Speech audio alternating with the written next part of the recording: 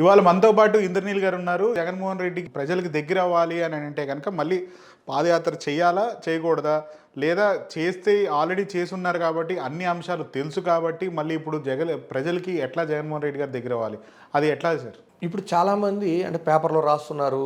ఇవి రెండు రకాలు ఉంటాయి. ఒకటి లీకులు ఇచ్చి ప్రజాభిప్రాయాన్ని తెలుసుకోవటం, అంటే ప్రజలంతా పాదయాత్ర చేస్తే బాగుండిద్ది అని ఆశిస్తున్నారు, రమ్మంటున్నారు అని తెలుసుకోవాలన్నా కూడా జనరల్గా ఈ మధ్యకాలంలో ఏం జరుగుతుందంటే లీకులు ఇస్తారు. ఫస్ట్ ఆ లీకులు ప్రజల్లో ప్రచారం జరిగి ఆయన వస్తే బాగుండు అనుకున్నారు అనుకో, ఆయన వెళ్తారనమాట. ఇట్లాంటివి జరుగుతుంటాయి. కాకపోతే ఇలాంటి లీకు మీకు ఎన్నికల కంటే ముందు ఇంకోటి జరిగింది, మీకు గుర్తుందో లేదు.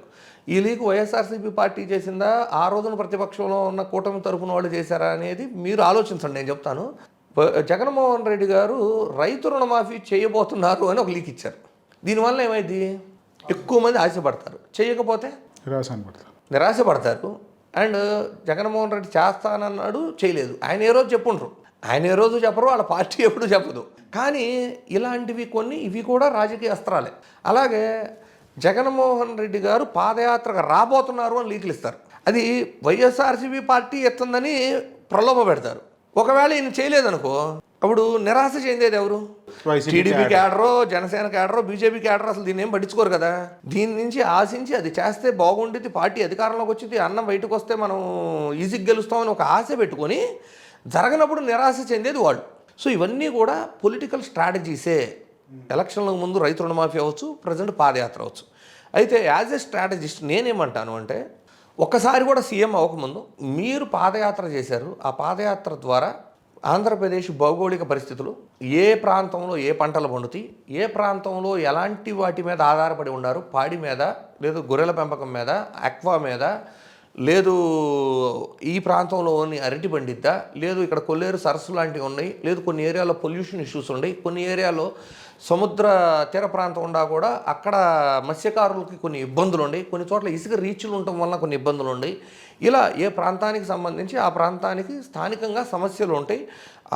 ఆ భౌగోళిక పరిస్థితులు, అక్కడ ఉన్న పరిస్థితులు, ఆ బ్యారియర్స్ ఏంటి, ఇవన్నీ కూడా ఒక సీఎం అవ్వబోయే వ్యక్తిగా అవగాహన ఉండటం కోసం, తెలుసుకోవడం కోసం పాదయాత్ర చేయటం, అది ప్రజలతో మమేకం అవటం వల్ల ప్రజల నుంచి వాళ్ళ పరిస్థితులు తెలుసుకోవటం వల్ల ఒక రైట్ డెసిషన్స్ తీసుకునే నాయకుడిగా ఎదగగలగటం అనేది పాదయాత్ర చేయడానికి ఉపయోగపడుతుంది. అంటే మరి బస్సు యాత్ర చేస్తే బెటర్ అంటారా, లేకపోతే కాన్స్టిట్యున్సీ వైజ్ 3 days ఉంటాము అట్లా? అది నేనేమంటానంటే సార్, ఫస్ట్ ఆఫ్ ఆల్ పాదయాత్ర చేశారు, తర్వాత అధికారంలోకి వచ్చారు. అధికారంలోకి వచ్చిన తర్వాత పాదయాత్రలో తను తెలుసుకున్న విషయాలకు అనుగుణంగానే నిర్ణయాలన్నీ తీసుకున్నారు. కొంతమంది అడిగినా అడగకపోయినా అక్కడ పరిస్థితులు ఆధారంగా చేసుకొని తను చేయాల్సిన న్యాయాలు కూడా చేశారు. అంటే విజయవాడ రిటైనింగ్ వాల్ ఒక ఎగ్జాంపుల్ అవ్వచ్చు, ఉద్దానంలో డయాలసిస్ సెంటర్లు అవ్వచ్చు, ఇలా రాష్ట్ర వ్యాప్తంగా చాలా చేశారు. అయితే ఓటములు గెలుపులు పక్కన పెడితే ప్రస్తుతం 18 నెలల పాలన చూసిన తర్వాత చాలామంది రియలైజేషన్లు ఏం మాట్లాడుతున్నారంటే, జగన్మోహన్ రెడ్డి గారు చాలా అద్భుతంగా పరిపాలించారు, ఏ ప్రాంతానికి కావాల్సిన అభివృద్ధి ఆ ప్రాంతానికి అందింది, మేము అర్థం చేసుకోలేకపోయాము అనేది వెర్షన్ కూడా వింటున్నాం. అయితే నేనేమంటా అంటే, ఒకసారి సీఎంగా చేసిన తర్వాత మీకు రాష్ట్ర వ్యాప్తంగా పరిస్థితులు అన్నీ తెలిసినప్పుడు బస్ యాత్ర, జగన్మోహన్ రెడ్డి గారికి ఉన్నంత నాలెడ్జ్, దాని మీద పట్టు, ఒక అంశం మీద దేని మీదైనా తీసుకోండి, ఇంకా ఎవరికి ఉండకపోవచ్చు నాకు తెలిసిన వరకు. సో ఒకసారి సీఎం చేసిన తర్వాత మళ్ళీ పాదయాత్ర చేస్తేనే ఇవన్నీ తెలుస్తాయి అనే స్థాయి వ్యక్తి అయితే జగన్మోహన్ రెడ్డి గారు కాదు. పాదయాత్ర దేనికోసం చేయాలి, మీరు పాదయాత్ర పర్పస్ ఏంటి, అది ఫుల్ఫిల్ అయిపోయింది, మీకు టోటల్ నాలెడ్జ్ ఉంది, మీరు సీఎంగా కూడా చేసి ఉన్నారు. ఈ రోజున రాష్ట్ర రెవెన్యూ ఎంత, రాష్ట్ర లోటు ఎంత, మనం ఏం చేయగలము, ఎంతవరకు చేయగలము, మీరు అన్నీ చెప్పగలిగిన వ్యక్తి. సో ఒక పాదయాత్ర బస్సు యాత్ర అనేది అసలు చేయాల్సిన నెసిటీ లేదు అనేది నా ఒపీనియన్. అయితే నేను గ్రౌండ్లో తెలుసుకున్న రిపోర్ట్స్ వైజ్ ఏంటంటే, వైఎస్ఆర్సీపీ పార్టీ ఉన్న స్థానిక నాయకులు అసంతృప్తితో ఉన్నారు ఈ రోజున. నాయకులు, కార్యకర్తలు కాదు, స్థానిక నాయకులు. ఏంటి, ఒకటి జగన్మోహన్ రెడ్డి గారి హయాం కానీ మీరు తీసుకుంటే చూడండి, ఒక 15,000 సచివాలయాలు, అంటే కాంట్రాక్టులు ఎంతమంది చేసి ఉంటారు, ఒక 15,000 మంది. ఒక 10,000 రైతు భరోసా కేంద్రాలు, అంటే ఇంకో 10,000 మంది. ఒక 10,000లో ఒక 4,000 5,000 హెల్త్ క్లినిక్లు కంప్లీట్ అయినాయి. అండ్ 34 లక్షల ఇళ్ల కాంట్రాక్టులు, అంటే కనీసం ఒక 2 లక్షల మంది అన్న చిన్న కాంట్రాక్టర్లో వీళ్ళు ఉంటారు. ఇట్లా స్థానిక నాయకులు, వీళ్ళందరూ ఎవరు, స్థానిక నాయకులు. 1,80,000 రూపాయలు ఇల్లు కట్టియాలి అంటే రానప్పుడు ఏ కాంట్రాక్టరు ప్రైవేట్ కాంట్రాక్టర్ వచ్చి లాభం మిగిల్చుకునే వ్యక్తి ఎవరు రారు.